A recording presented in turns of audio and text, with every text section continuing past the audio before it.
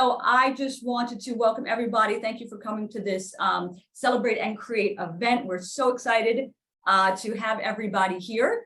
My name is Stacy, and I'm going to be doing our introduction, but as well as I'm also, as you can probably tell from the fact that you can see my hands and my area here, I'm going to be doing the craft as well for us today. My pronouns are she and her. And for those of you who can't see the screen, I'm wearing an orange shirt. I've got salt and pepper hair. My background is plain black, and I'm a white woman with brown eyes. So also there's closed captioning available that you can turn on for the event as well. So at Inform Your Community, our goal is to combine important information with fun. And so that's why we're all here today. You can find our social media links on the bottom of our website or sign up page for our mailing list on the website. For those of you who are watching this in a recording, you can press, go ahead and press subscribe while you're watching us, as well as certainly we always welcome donations. Today we're going to be talking about Jewish and Jewish American culture, and we are going to be making a Shamash Candle. And it's kind of important that we're doing this because Hanukkah starts tomorrow at sundown, and there's 5.8 million Jewish people in the United States. So we think this is kind of an important topic for us to know more about, especially so close to Hanukkah. And certainly the candle, as you'll find out, is very related to that Hanukkah celebration. So we're looking forward to making that candle today. Mark Newhouse is our ever so wonderful co-facilitator for this event. He is an award-winning teacher, an award-winning author, and you can see one of his books, although there are many, in the background of his image on your screen right now. We're also so happy to have Tyler here to help us with any tech issues throughout the event. If you have any questions, if you have any comments, if we go too fast, if you can't see something, please feel free. Raise your hand, actually your real hand or the icon hand. You can just go ahead and unmute yourself and say, oh, excuse me, I have a question. You could put something in the chat and let us know, okay? So don't be shy. And I'm going to be helping with the craft today, as I mentioned, and I wanted to let you know a little bit of why I chose the craft that we're going to be making, and just to give you a sense of what it is we're going to make, what the finished project will look like. Here's our candle. So that's what we're making today. And the reason I chose this craft for us is because about a year ago, I went to a Jewish museum I'm in New York City, went to Jewish museum uptown, and I just was in awe of all the absolutely amazing menorahs that were there. Menorahs are a candelabra. Some have 7 spaces for candles. Some have 9, the ones for Hanukkah, called Hanukah. Menorahs have 9 spots for candles, so 1 for the Shamash candle and 8 for the other candles. And I was just in awe of how beautiful these menorahs were. And then I had looked up some more, and I saw one that was shaped as a dinosaur, another one that was shaped like there were dancers. It was just such beautiful menorahs. So I really wanted to, it was so meaningful for me to have a craft for us today that I thought, maybe this will be make an appearance on somebody's Hanukah menorah. So I'm really excited about that for today's craft. So menorah is one symbol that people often associate. You kind of see it around, especially this time of year. But Mark, I'm wondering if you can tell us about some other symbols that are associated with Jewish culture. Well, first of all, I'm so glad to be here. Thank you very much for inviting me. Hanukkah is one of my favorite holidays, so I really look forward to it. And the menorah is perhaps one of the most familiar symbols of Jewish culture. There are other important symbols that we have for our rituals and traditions as well. Many people have seen that Jewish boys and men wear a yarmulke on their head, but many people don't really know why. And one of the reasons is to always remind us that there is someone above us. The other thing that I think is very helpful is that some of the traditions we have are for other holidays, such as the Seder plate for Passover, which is, again, another one of my favorite holidays. We also use a Kiddush cup which is another way of saying a wine cup. And we use that for the Sabbath and for holidays as well. So those are some of the symbols that we have that are very important in understanding our culture.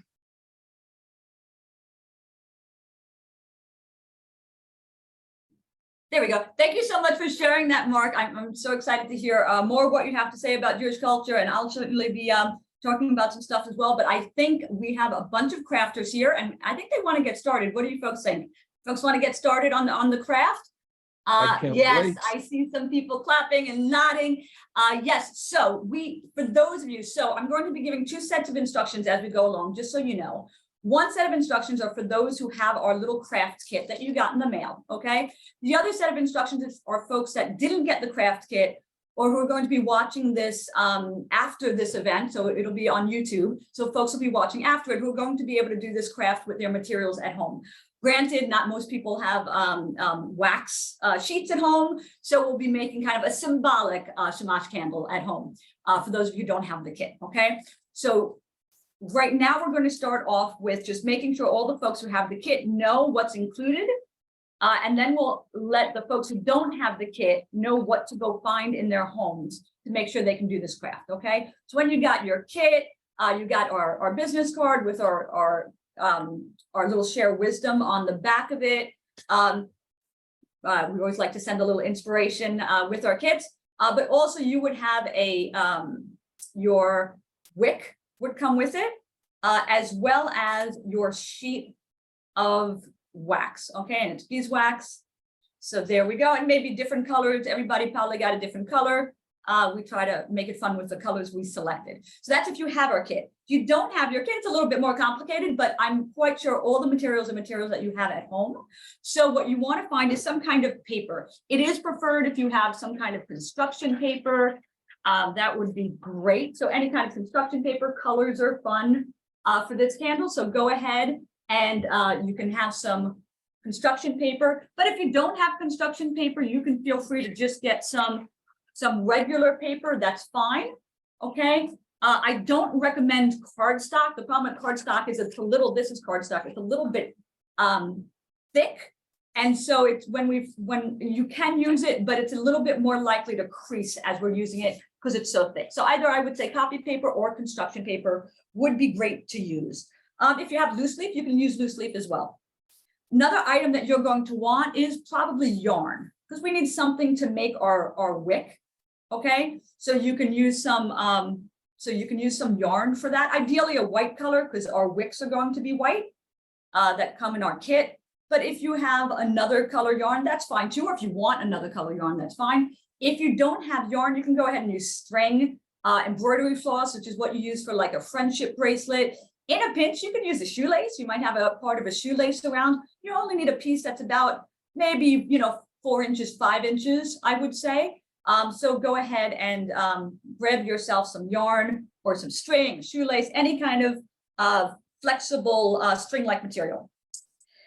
Another thing you're going to need is some kind of glue. So this is if you don't have our kit. So you can use stick glue is what I recommend the most. It works great for paper.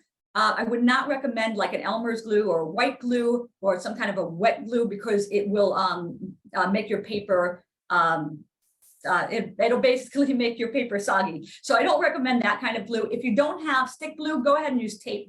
Tape will be just fine for this. And then lastly, I think actually there's a few more things. One is markers or crayons, especially if you don't have colored paper, having markers or crayons around so that you can then decorate your candle. That's one benefit that those who don't have the kit have over those who do have the kit is you can actually decorate your candle any way you want with your markers or crayons. And scissors come in handy for this. You definitely want to have some scissors if you can. And lastly, this is not at all a requirement, but just it adds a little fun to it. If you have foam or felt, you can go ahead and grab some foam or felt, ideally in white, red, orange, or yellow. The white, red, orange, or yellow is for the flame is what you'll end up using that for. And just as an example, you can see here, this is a foam flame, right, that we've made on this. So you'll be able to cut out a pretend flame later. So if you have those colors in construction paper or foam or felt, it's great. Otherwise, white in those will be fine. Or really, if you like more fun colors, any color you want. Don't worry about it. So while everybody's gathering those materials, and actually it looks like Tyler went ahead and put those materials in the chat, which is just fantastic. Thank you, Tyler, for doing that. Maybe Mark can tell us a little bit about the history of Jewish cultural history. I'm happy to. Most people don't realize that the Jewish cultural history began thousands of years ago in ancient times. And even though it was such an ancient history, it faced many, many challenges. For example, in 586 BC, which is over 2,600 years ago, a group of people called the Babylonians destroyed the holiest place for the Jews, which was the Temple of Solomon, known also as the First Temple. Today, most Jews do not practice their religion in temples, but rather in a synagogue. And what you may not realize is that the oldest synagogue in the United States happens to be in Rhode Island. I didn't know that until very recently. What else can you tell us about Jewish culture? Well, I'm sure many people have heard of the Holocaust, but the Holocaust is perhaps the most important event that happened in recent Jewish history. It was a terrible time, which resulted in the murder of over 6 million Jewish people. I personally know of the Holocaust because my grandparents and most of my family were killed during the Holocaust, and my parents miraculously survived.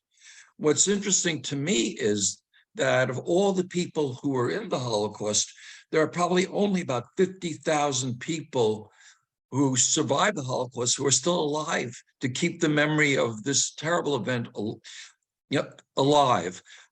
It was a terrible time of hate unleashed that should never happen again to anyone. And I can imagine that those 50,000 folks, they're probably kind of older, maybe 70s and 80s at this point. The ones that are left, yes, very few are able to still share that story. And it's such an important idea to understand what happened. Jewish people have lived in the United States for how long? Well, actually, since 1654 is the first known record. That was about almost 400 years ago. Wow. And I would love to tell you about some of the famous Jewish contributors to American culture. Well, hold that thought, because I know that our crafters want to get started on this craft. And the first part of it, especially for those with the kit, is very important, okay? The simplest thing, but you've got to do it, okay? Are we ready? You're going to take your, and thank you, Mark, for sharing, especially about your own personal story and your family. Of course, we really, it's very appreciated that you shared that with us. For those of you who have the kit, you're going to go ahead and put it between your hands.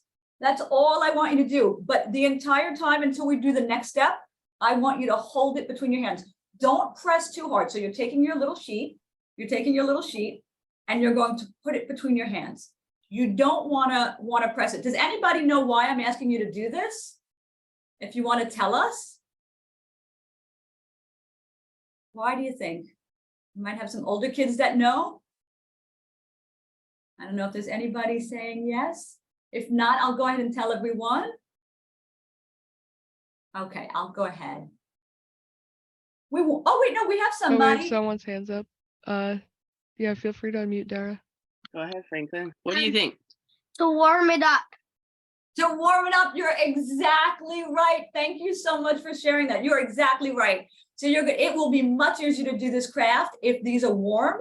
I tried to do it when they were cold just to see what would happen, or when they were room temperature. And as soon as I started to roll it, it cracked. So we don't want them to crack. We want to have a nice, smooth outside. Otherwise, it might look a little boxy. We don't want that. So just keep holding on to your candle, okay? Don't push, just hold on to it, okay?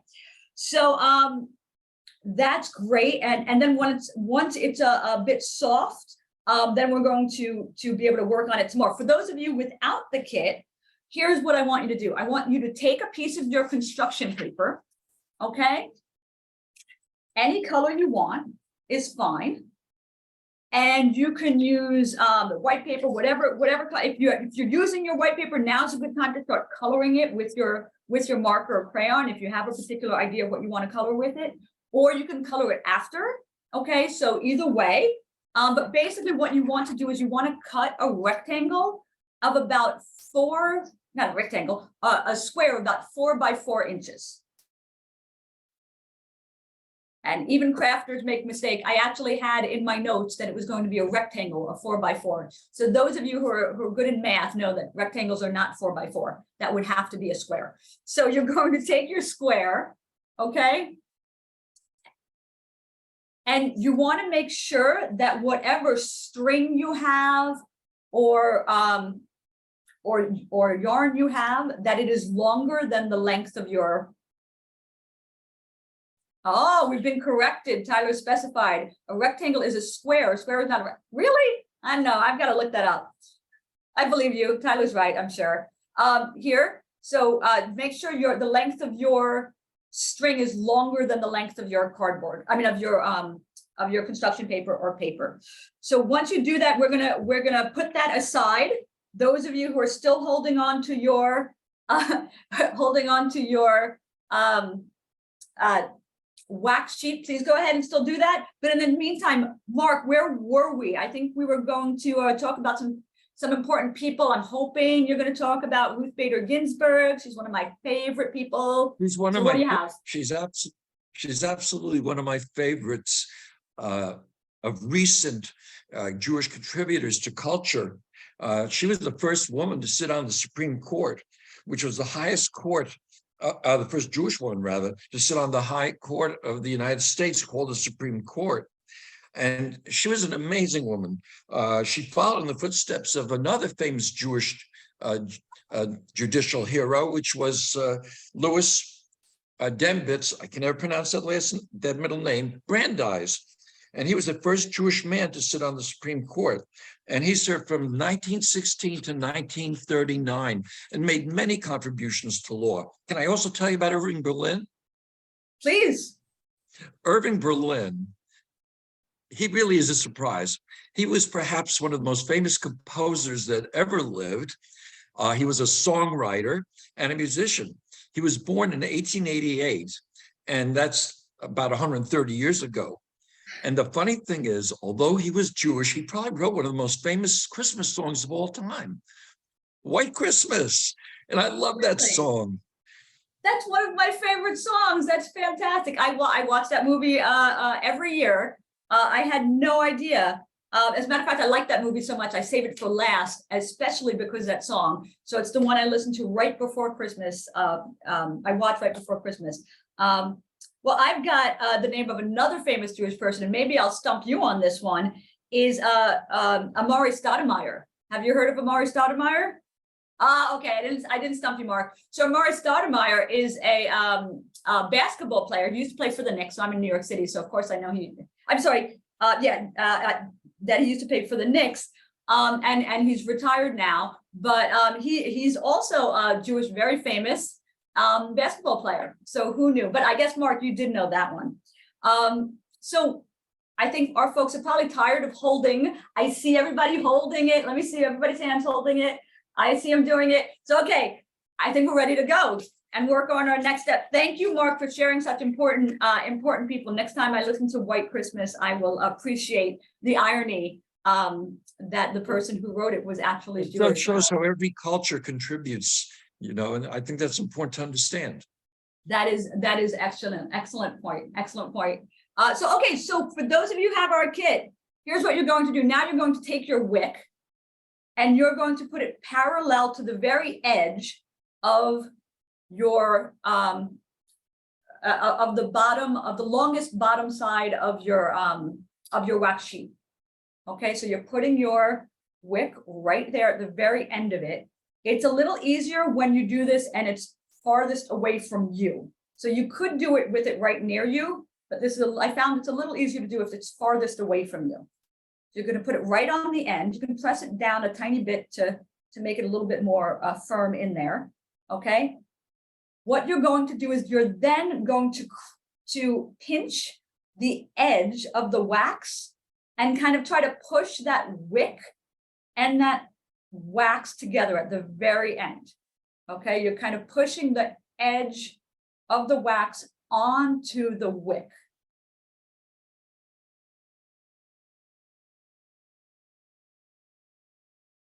Okay, and once you start doing that a little, it won't fall off. So you're just pushing the edge of the wax onto the wick. Once you have it a little bit all the way down, you can start doing it a little bit more. And it's a little easier to start at one end, pinch, go down, pinch, go down, all the way. And I bet those who don't have the kit are wondering, how are we going to do something like that? Well, I'll tell you that in just a minute. But for those of you who have the kit, you just pinch and go down. And Tyler, I'm just going to ask that you make sure to give us like a 10-minute warning for end of time, if you don't mind. We don't want to run late. So go ahead and you're just pinching it all the way down. And what you're going to do is you're going to keep doing that. And you're going to try to cover very slowly that wick with the wax. So you keep putting a little bit more pressure and pushing it. If you have any questions on this part, just let us know in the chat. But otherwise, you're just going to keep doing that until very slowly you have the wick covered. Okay? Those of you without the kit, here's what I want you to do. You have your piece of paper. So while our folks with the kit they're going to just keep doing it until they cover up the wick. Okay? Those without the paper. And I should have mentioned that the wick should be, sorry, before we get to the people without the kit, the wick should be sticking out at one side, but not the other like I did. But that's no problem, because if it is sticking out the other side, you can do two things. Either you can just cut that other side off, or you can very gently pull it up. Okay, and as you pull it up, whoop, in my case, I just pulled it out, but that's fine. I'll just do it over again. Important of doing it very gently. Otherwise, you can just cut it. If you did do what I just did, you can put it right back in and just do that process all over again to cover it up like we were doing. So ideally, we want that wick not to be sticking out that side. You can just cut it if it is. So for those of you who do have the paper, what you're going to do is you're going to cut your yarn or your string about an inch longer than the length of your paper. Okay, so you have your yarn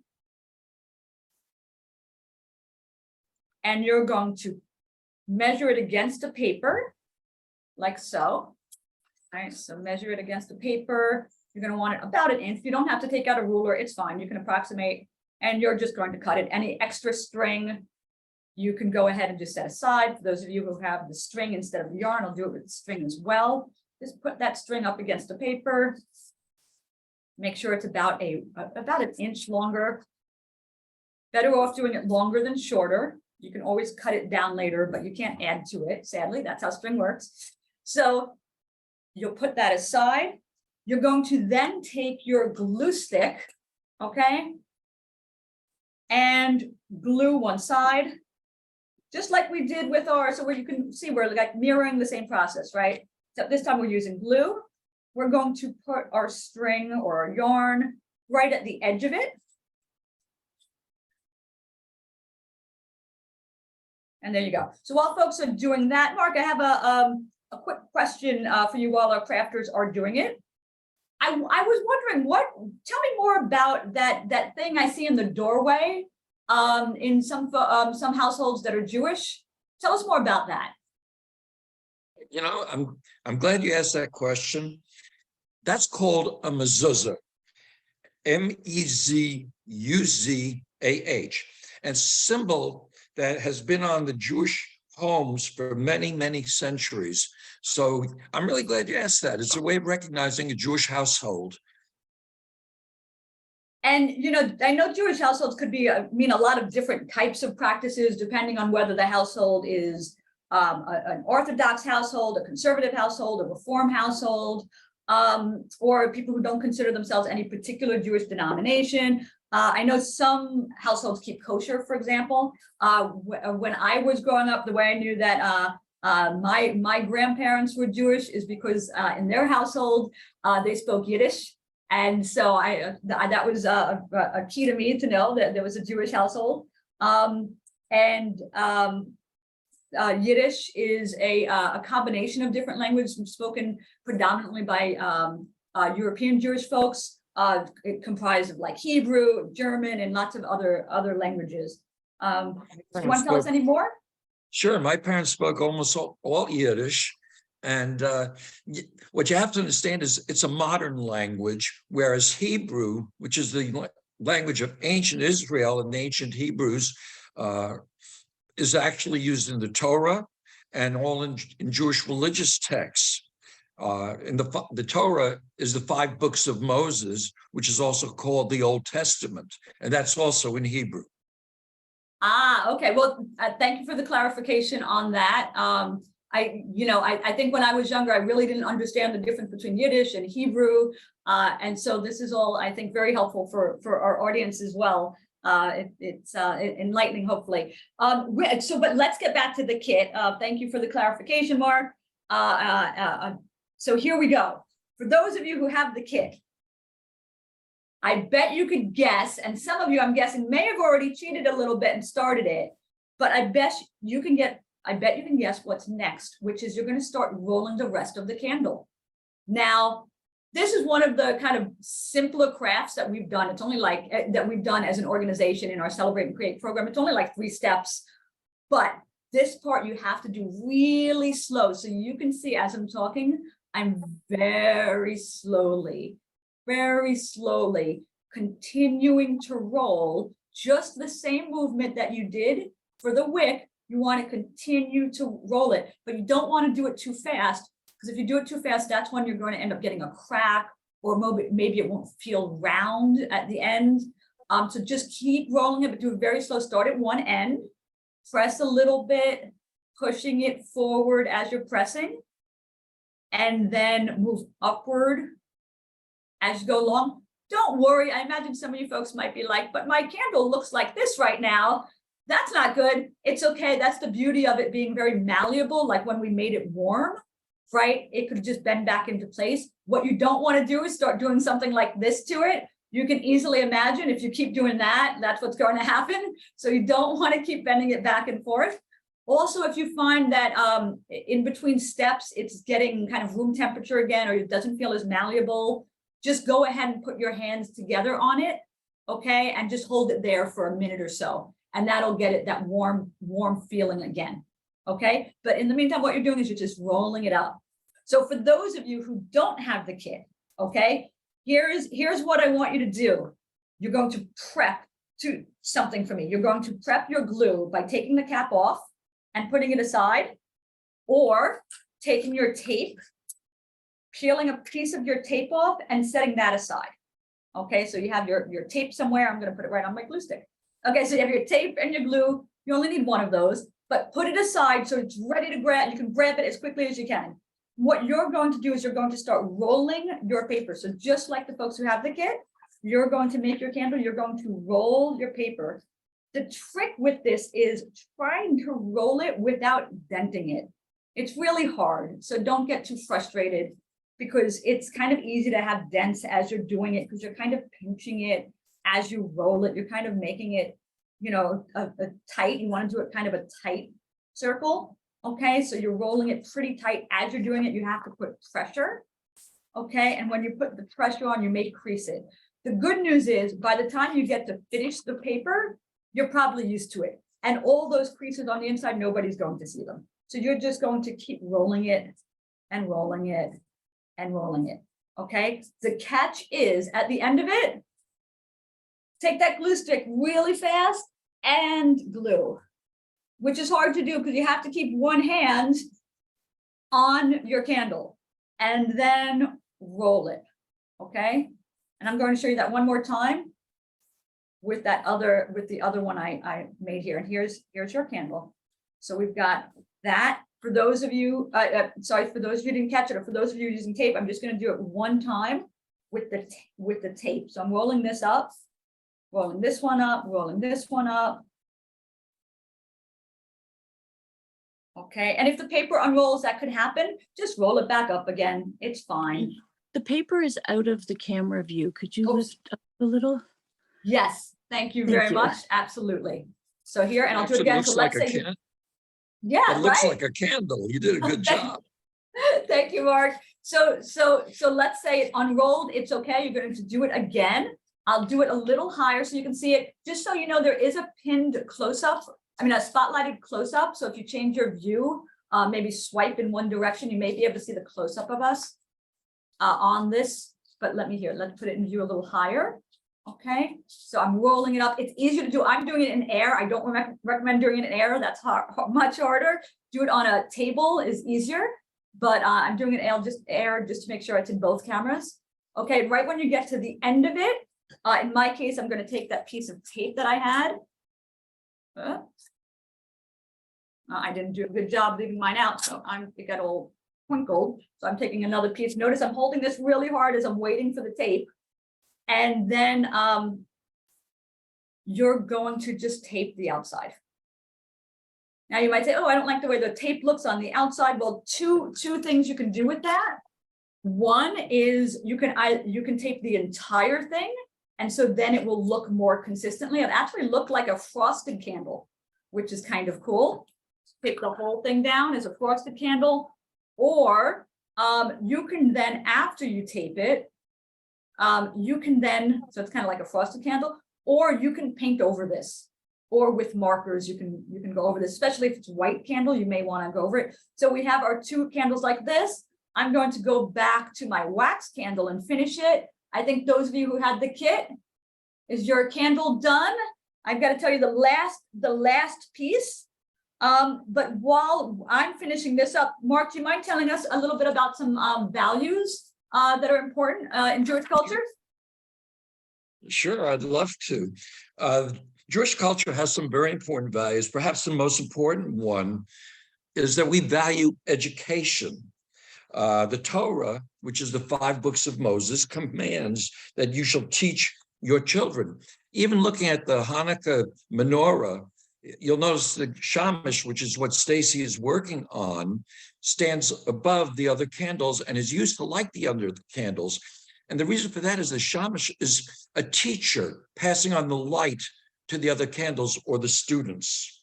In addition, we have a very high value on the 10 Commandments, which are known by almost every religion, certainly the Christian religion, and they also appear in the Old Testament. 2 of the commandments are very important, which is worshiping only one God, also called monotheism, and honoring your parents. One of the important ideas of Judaism that I love is something we call tikkun olam, which stands for repairing the world. We are very, very involved in fighting for equal rights, justice, and social action. And that concept, as I said, is called tikkun olam. And it's one of the things why I think the Jewish people have made so many contributions to American culture, as have all groups. I love that concept. That's great. I think even more people should follow that concept. It's such an important one. So right now we're at pretty much our last stage of the craft. For those of you who have the kit at home, what we're going to do is finish it off. And what I mean by that is right now, if you feel your wax, it's kind of smooth is not the right word because the beeswax is not smooth. It's kind of bumpy, but it's consistently bumpy all around until you get to that seam, right? Where you ended, where you were rolling. There's like a lip, we might say, right? Where you can feel it's kind of not consistent with the rest of the candle. So what you're going to do is you're going to gently press on that seam, okay? And you're going to push it down. It's hard to show you because it's so close up, but let's see if I can show you the seam. Yeah, you can see the seam there sticking out a little bit here. Okay, so then you just press down right on that seam. You're pressing that wax into the rest of the candle. Okay, just press it, go all the way up the seam, and you'll be doing that. And that will make the consistency of the candle all around feel about the same. You won't know where your seam is. Okay, while you folks are working on that, what I want my folks who have the paper candles at home to do, you might have noticed I just trimmed my wick a little bit so it's a little shorter. You don't want it sticking out too high. So that's one thing you can do, is trim your pretend wick. Again, these are paper candles, and these are not wicks for candles, really. It's just string and or yarn. So you absolutely do not want to put these anywhere near any kind of a real flame whatsoever. Even for our Shamash candles, you want to make sure that you have an adult with you to do that part of it. So you're making the beautiful candle, but an adult would be the one to do anything else with it once it's made. But for our paper ones, okay, since we definitely cannot use a flame with it, we get to have fun and make our own pretend flame. So if you have paper, if you have construction paper, or you have I mentioned foam or felt, maybe you have just copy paper or loose leaf, you're just going to go ahead, and all a flame looks like is really kind of like a teardrop, a little bit, maybe with a point at one end. Okay, so it can be rounded at one end. Mine's got a point at both ends, so maybe like a football, like a funky football. So funky football, or it could look like a teardrop. That's fine too. You can see this kind of looks like a teardrop. Okay, and you're just going to cut that out. So you can use one of your markers. I did mine freehand, but you can use one of your markers. Here's my foam. In my case, I have a pen, and I'm drawing basically a teardrop. I don't know if you can see that. Oh no. There you go, a little bit. No, you can't really see it. But basically, you're going to draw a teardrop onto a piece of paper. If I do it on the back, you should be able to see it more. You can do it freehand. Here's my freehand teardrop, about an inch long, and then you'll cut it out. If you have the wax candle, you know what? You can go ahead and do the same thing. Maybe you don't want to use the Shamash candle for your actual Hanukah menorah. Maybe you want to put a pretend candle on it, pretend flame on it. So you can go ahead and make this too, even if you have the wax candle. So actually what you see here is I've used the foam on my real wax candle. Okay, so once you have your teardrop, I want you to go ahead and do a second one, okay, in the same shape or a very similar shape. And what you can do is you can go ahead and take the one you already made, put it over another piece of paper. And then, by the way, I just have to tell you, I almost used my candle as a pen. I grabbed my candle to write with. Any case, so here you're going to take your other flame that you just made and use that to trace around it. That way it's about the same shape and size. Cut that out with your scissor. And then you have two, whether you did it in foam or felt, whether you did the same color, different colors, maybe you did it on construction paper. You can color in with a marker whenever you want. And then you have two that are the same basic size and shape that you can put back to back. So I showed you on my, here, let me take this apart for a second. So this is a candle I made earlier, the wax candle. And all you need to do with your two pieces is, I wouldn't use tape, but you certainly can. It just won't look as nice. I would use that stick glue. And you're going to take your candle tip, press it down onto where you put that glue. You don't even have to glue the other side because there's probably enough glue on it already. And you're going to, and I realize for those of you who can't see that, let me just make this a little higher. So you're putting your candle wick onto your pretend flame after you've glued it and pressing down. And then you're going to put the other side of that flame and press it really hard together. And then now I bet it really looks like a candle, right? I think that looks great. So, and that's with my beeswax candle. So then I can just have this around my house. I can do my pretend play with it. no problem. You don't need to use the Shamash candle as your real one for Hanukkah, although we'd love it if you do.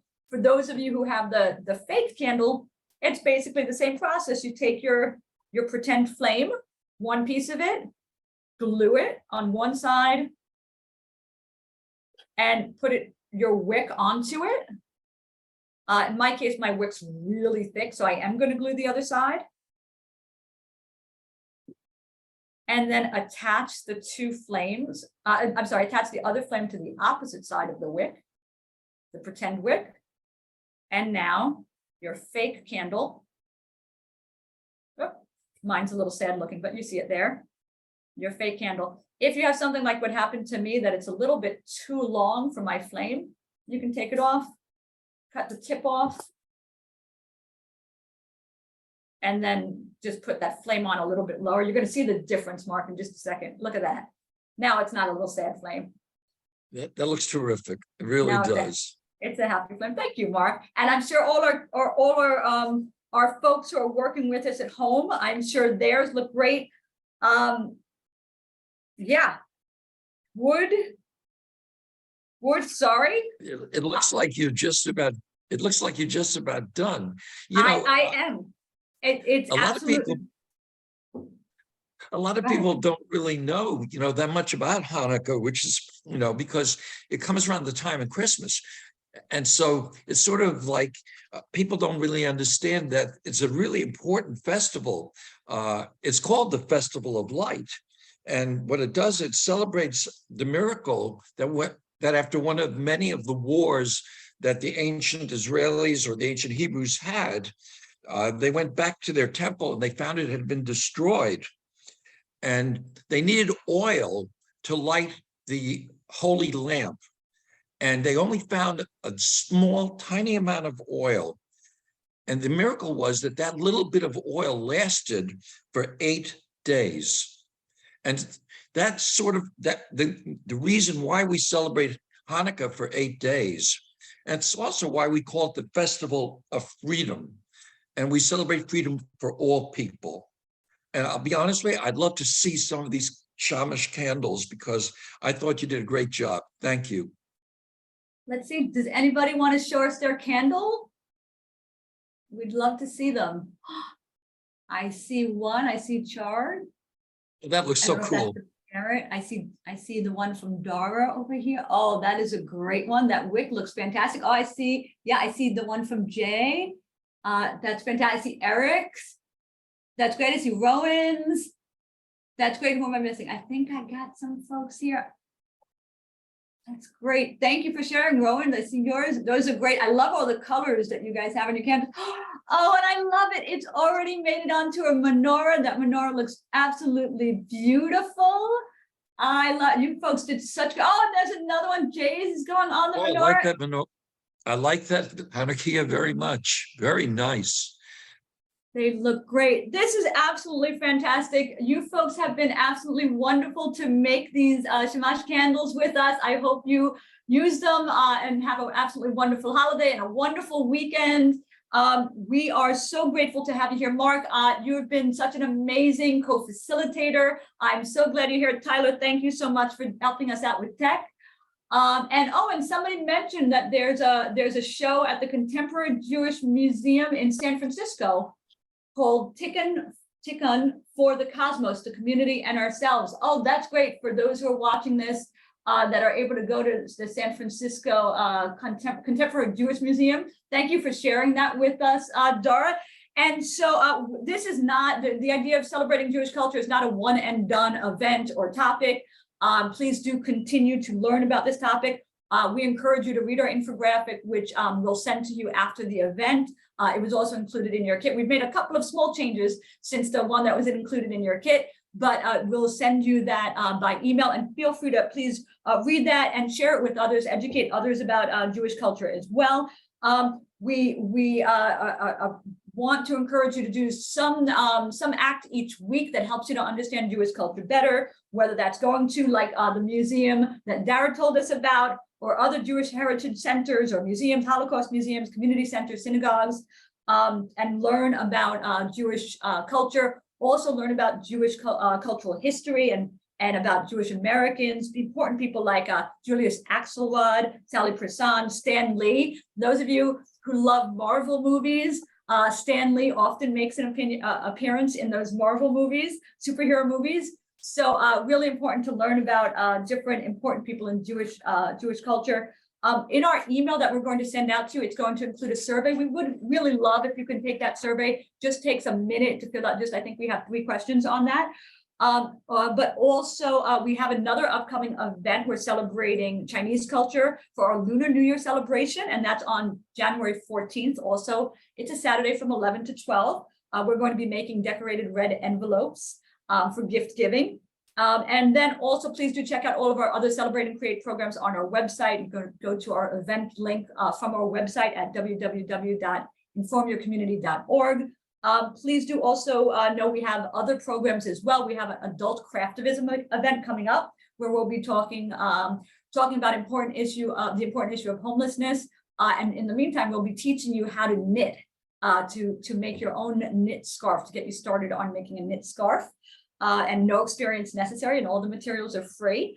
So please check that out as well. We encourage you, please do, if you can, donate to our organization in order to keep our events free, our shipping free, our craft materials free. We really do rely on donations. So if you enjoyed the event, enjoyed getting your kit, please do pass that forward and donate at our website. But overall, thank you so much for joining us today. Thank you, Mark, for joining us.